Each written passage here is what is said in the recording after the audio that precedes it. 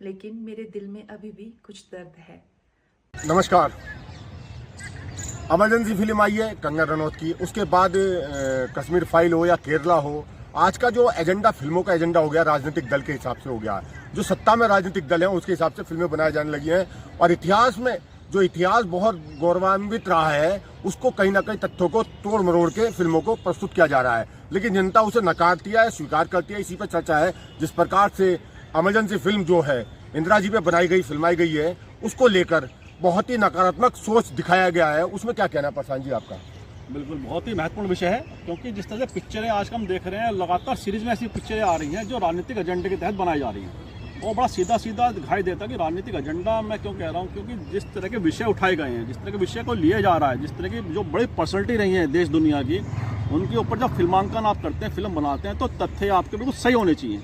तमाम तरह का उसमें चिंतन होना चाहिए, हम किस तरह की पर्सनैलिटी को प्रस्तुत कर रहे हैं। तो उसके जो ओरा रहा है, जो उनकी पर्सनैलिटी रही है, उससे आपको सही तरह डिफाइन करना पड़ेगा निष्पक्ष होकर। अगर आप उसमें राजनीतिक चश्मे से पिक्चर बनाएंगे तो निश्चित रूप से उसमें उसकी आलोचना भी होगी और तथ्यों से आप छेड़छाड़ भी कर रहे होंगे, ये बड़ा स्पष्ट हो जाएगा।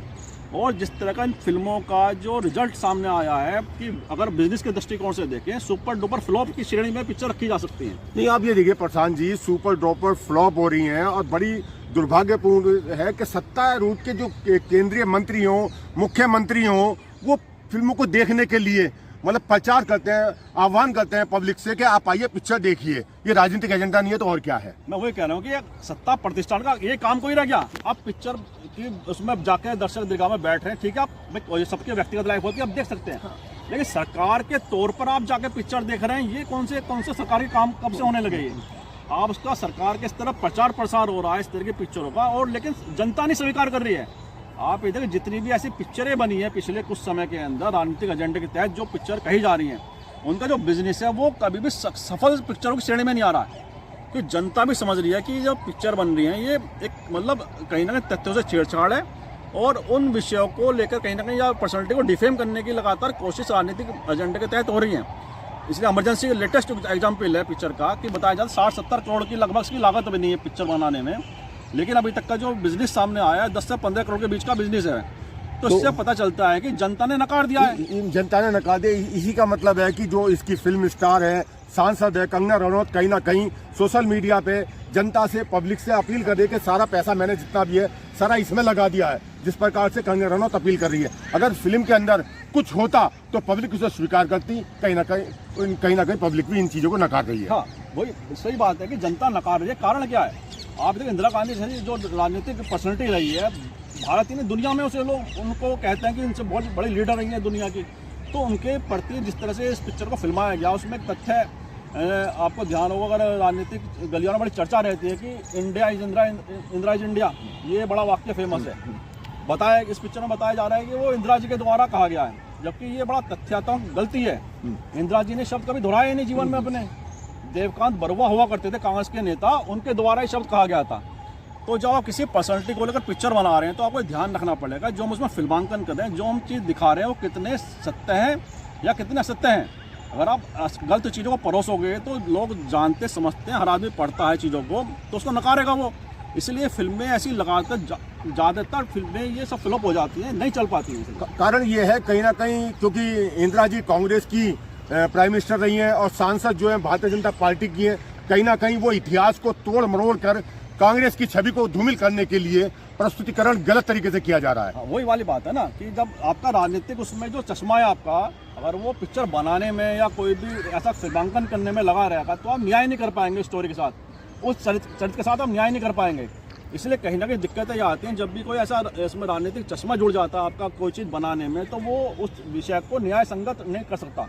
इसलिए तमाम तरह की परेशानी सामने आती है। और इसमें कंगना कपूर ही खुद ही डायरेक्टर हैं, खुद ही प्रोड्यूसर हैं, खुद ही एक्टर हैं, तो आप उससे अंदाज़ा लगाइए कि उनके लिए तो खुद बड़ा चैलेंज बन गया है कि उनके द्वारा डायरेक्ट पिक्चर या फिल्माया उन्होंने अपने चरित्र को वहाँ पे, वो अगर लोग स्वीकार नहीं कर पा रहे हैं तो उनकी जो पूरी क्षमता है इस पूरे सिस्टम की, चाहे वो डायरेक्शन कर रही हो, चाहे प्रोडक्शन उनका है या फिर खुद एक्टिंग कर रही है, तो पूरे उस पर सिस्टम उनके जो है उस पर क्वेश्चन मार्क लग जाए। प्रशांत जी, कहीं ना कहीं ऐसा नहीं लगता कि कोई राजनीतिक दल है, धर्म की चाशनी है राष्ट्र हिंदू राष्ट्र के हिंदुत्व के नाम पर जिस प्रकार से कश्मीर फाइल बनी थी, उसको कहीं ना कहीं देख के जिस प्रकार से वो बम्पर सुपर डुपर हुई थी या इनकम उसने अच्छी प्राप्त करी, कहीं ना कहीं क्योंकि फिल्म स्टार है कंगना रनौत, कहीं ना कहीं देखा जाए तो कहीं ना कहीं फ्लॉप हो रही थी। मेंबर ऑफ पार्लियामेंट बन गई, उन्होंने देखा व्यापार करके डायरेक्टर भी, प्रोड्यूसर भी, एक्टर बन के कहीं ना कहीं लोगों की भावनाओं को इस्तेमाल करके एक फिल्म प्रस्तुत की जाए जो स्टोरी कहीं ना कहीं आज जो देशभक्त पैदा हो रहे हैं, कहीं ना कहीं जो भारत का जो इतिहास है जिसको कहीं ना कहीं धूमिल करने के लिए जिस प्रकार से कहानी प्रस्तुत की जा रही है, तो कंगना ने कहीं ना कहीं अपने को आगे लाने के लिए और व्यापार करने के लिए, सिद्ध करने के लिए किया है। केवल एकमात्र उद्देश्य है, केवल उसका व्यवसायिक दृष्टिकोण है। आप ये देखें कि अगर हम वर्तमान जो दौर चल रहा है देश के अंदर, उसमें जिस तरह की पिक्चरें राजनीतिक जो विषय को लेकर बनाई गई हैं या बड़ी परसेंटेज को लेकर बनाई गई हैं, और अगर हम इससे अगर 30, 40, 50 साल पहले की बात करें, उस समय भी फिल्में बनी हैं, ऐतिहासिक विषयों पर पिक्चर बनी है, बड़े बड़े जो व्यक्तित्व रहे हैं, बड़े बड़े पर्सनैलिटी हैं, उनमें पिक्चर बनी है।